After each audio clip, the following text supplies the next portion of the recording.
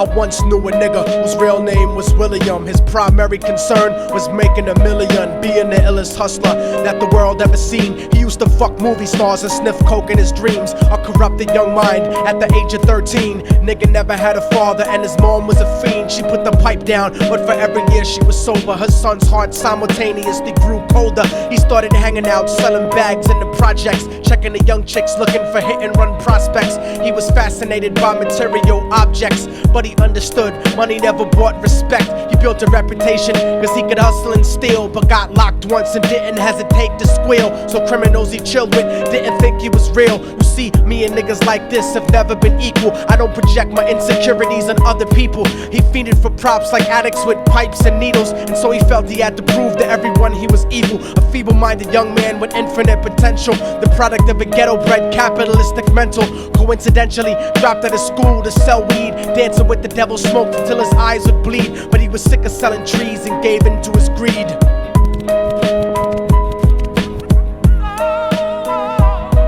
Everyone tryna be trife, never face the consequences. You probably only did a month for minor offenses. Ask a nigga doing life if he had another chance. But then again, there's always the wicked that knew in advance. Dance forever with the devil on a cold cell block. But that's what happens when you rape, murder, and sell rock. Devils used to be gods, angels that fell from the top. There's no diversity because we're burning in the melting pot.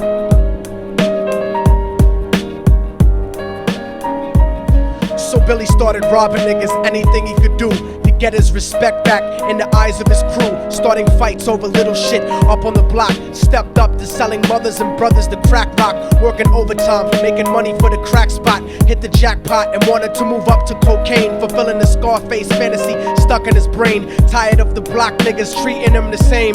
He wanted to be major like the cutthroats and the thugs, but when he tried to step to him, niggas showed him no love. They told him any motherfucking coward can sell drugs. Any bitch nigga with a gun can bust slugs. Any nigga with a red shirt can front like a blood. Even Puffy smoked the motherfucker up in the club. But only a real thug can stab someone till they die. Standing in front of them, staring straight into their eyes, Billy realized that these men were well guarded, and they wanted to test him before business started. Suggested raping a bitch to prove he was cold-hearted. So now he had a choice between going back to his life or making money with made men. Up in the sight, his dreams about cars and ice made him agree a hardcore nigga is all he ever wanted to be. And so he met them Friday night at 2:45.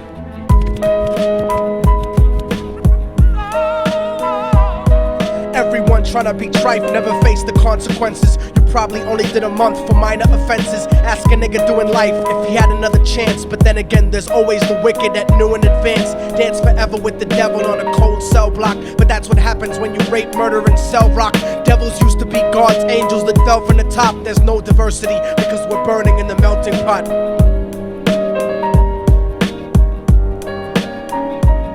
They drove around the project slow while it was raining, smoking blunts, drinking and joking for entertainment, until they saw a woman on the street walking alone, 3 in the morning, coming back from work on her way home. And so they quietly got out the car and followed her. Walking through the projects, the darkness swallowed her. They wrapped her shirt around their head and knocked her onto the floor. This is it, kid, now you got your chance to be raw. So Billy yoked her up and grabbed the chick by the hair and dragged her into a lobby that had nobody there. She struggled hard, but they forced her to go up the stairs. They got to the roof and then held her down on the ground, screaming, "Shut the fuck up and stop moving around." The shirt covered her face, but she screamed and clawed. So Billy stomped on the bitch till he broke in her jaw. Them dirty bastards knew exactly what they were doing. They kicked her until they cracked her ribs and she stopped moving. Blood leaking through the cloth, she cried silently.